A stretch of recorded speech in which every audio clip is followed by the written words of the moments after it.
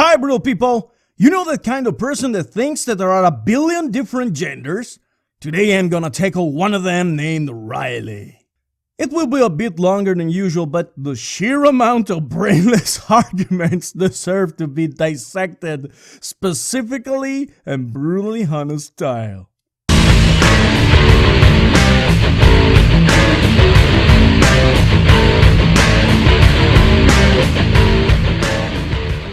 How many genders are there? A lot of people would probably say 2. I mean, I would have said 2 a few years ago. Like the way it is, for example? Do you know what gender means? But the reality is that gender is more like a spectrum than a binary, so there's like an infinite amount of possibilities. No, you pathetic waste of oxygen. There are not infinite amount of possibilities.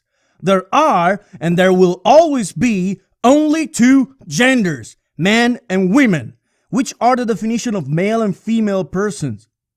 If you are a transgender man, still you are a man. Transgender is not a gender. Reality ain't gonna change because you think otherwise. It's like asking how many colors are there? You could make the argument that there's just a set number of colors. There's red, blue, green, and yellow, for instance. For real? For instance, primary colors are 3. Red, blue, and yellow. Green, you ignorant, is the result of yellow and blue together. And by the way, this example is not only wrong, but fucking retarded! And then you can make the argument that everything under that is just a shade, like orange is a shade of red and purple is a shade of blue, etc. But you'd be lumping a lot of colors together that are distinctly different. Like bluish green is very much different from yellowish green, but you'd be calling both of them green. So there's actually an infinite amount of colors because every little bit that you move on the spectrum becomes a different color. Irrelevant. Genders are not colors. And that's kind of how gender works. A lot of people think of gender as a binary. There's men and there's women. For humans, it makes things a lot easier for us. We like to categorize things and we like to put things into boxes so that we can have preconceived ideas about them. Your lack of knowledge is disturbing. As I said, there is still only 2 genders. And we do categorize things to properly address them and not to create fucking preconceived ideas. What you said is like to say that if you call a Muslim, you are being prejudicial, dum-dum. But in reality, things are rarely so black and white. In fact, people can identify with being both a man and a woman, or only one of those, or neither of them. Ah, I knew you would come to this. I got news for you. The way you identify does not change your gender. Because, for example, if I identify myself as a black woman, this doesn't change the fact that I will still be fucking a white male! You neuron-lacking moron! Alright, so to wrap our heads around this, we need to ask ourselves what we mean when we say gender. Yeah, enlighten us, please. Are we talking about genitals? Do men have penises and women have vaginas? The answer is no. Of course the answer is no. Because if you reduce it on having penis or vagina, you are just scratching the surface. It is the totality of your biological traits that makes you male or female. Again, another argument from personal ignorance. And gender is a linguistical distinction, but the meaning is the same, like saying positive instead of okay and negative instead of no. So stop creating strawman's arguments and twist facts. This idea is fed to us since the moment we're born with it's a boy and it's a girl signs, but your genitals and your chromosomes, whether you're XX or XY, have to do with your biological sex and not your gender. It's worth noting, though, that even biological sex isn't a clear binary. There's a term, intersex, for people who aren't biologically male or female. Intersexual are people having a sexual development that is not totally male or female, due to their genetics, and it is a rare condition.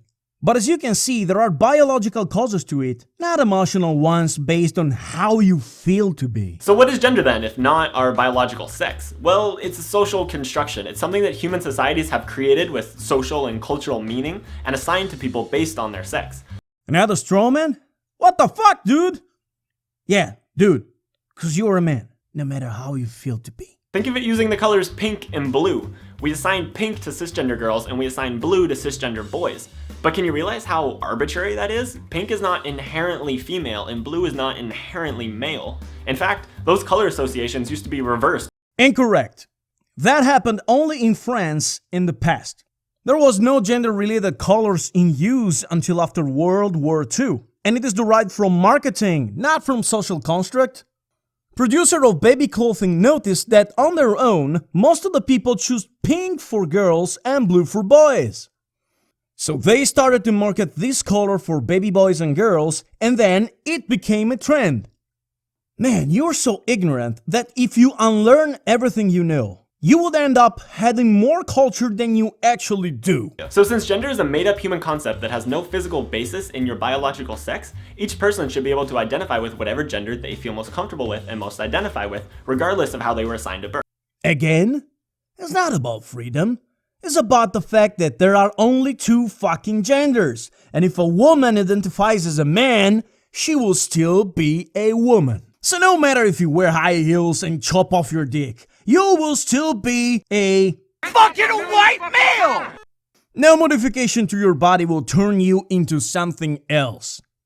This concept is called gender identity. It's how you feel and how you identify with yourself on the inside. Some people don't strongly identify with being a man or a woman, and those people might choose labels like gender nonconforming, gender non-binary, or gender queer to describe themselves. Gender expression, on the other hand, is how people choose to express their gender. Someone who wants to appear more feminine might wear makeup, and someone who wants to appear more masculine might cut their hair short. But obviously, these meanings are socially constructed as well. Makeup isn't inherently feminine, and cutting hair short isn't inherently masculine. These are just associations that our culture has arbitrarily applied to them. Fuck no! Makeup traces back as far as 100,000 years ago, and it ranged from war paint to ritual paint to cosmetic, and even if we go back no longer than 2,000 years ago, women used makeup to exalt their traits in a feminine way. And still tribal cultures do this, and they have no fucking gender issues. It was a natural development that has been adopted by cultures that not even interacted between them for thousands of years. So it is not our culture, it's how the world goes. Other labels exist too, and you can think of them as even more shades of color, like agender and bigender and gender fluid. Agender is someone who identifies with no gender. They're not even on the spectrum. And they still are men and women. Bigender is someone who identifies with two genders. And they still are men or women. And gender fluid is someone who moves between and across genders. How can you move between genders? Are you a clown anemone fish? That you can become male or female if there is need to? No, you can't. Because you are a mammal and fucking white male! Man, I love this clip.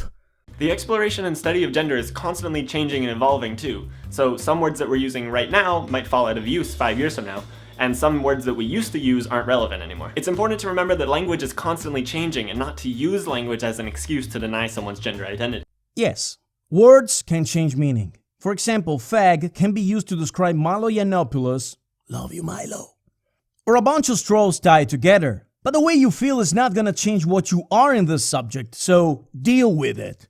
Even though our language tries to sort people into he or she categories, other categories do exist. In fact, using they as a singular pronoun is already perfectly acceptable and common in usage. Like saying, hey, my friend is coming over, and then asking, oh, when will they be here? Because you don't know the gender of the person, you can use a singular they, and it's alright. And some people are gonna choose to use the they pronoun all the time, and that's okay. That is used as a plural, and the fact that you don't know if they are men or women does not change the fact that once you know, you have to properly address them. In English language, friend doesn't really clarify if it is referred to a man or a woman. This is why you have to state the gender. But in other languages, such as Italian for example, there is a specific term for friends that are women or men. What? Italian language is gender-phobic now? Also, it's important to remember not to confuse any of this with sexual orientation. Your sexual orientation, gay, straight, bi, whatever, is the type of people that you are attracted to, that you're sexually attracted to. That has nothing to do with your gender identity, which is how you feel inside. Oh, finally we may agree on something here. Yes, the way you feel does not equate to sexual orientation. There may be hope for you at least. A lot of people conflate these two because they're often confused in our media, but you can definitely be a feminine man and like women, or be a masculine woman and like men, or any other combination of that. Yes, Riley, yes! This is sexual orientation and not gender. You're giving me hope. If you're currently questioning your gender, I want you to know that you're not alone. I questioned my gender for a long time, and I only recently came out as non-binary. Never mind, Riley. You are a hopeless, irrational creature. And able to deal with the reality that genders are not the way you feel, but the way you are.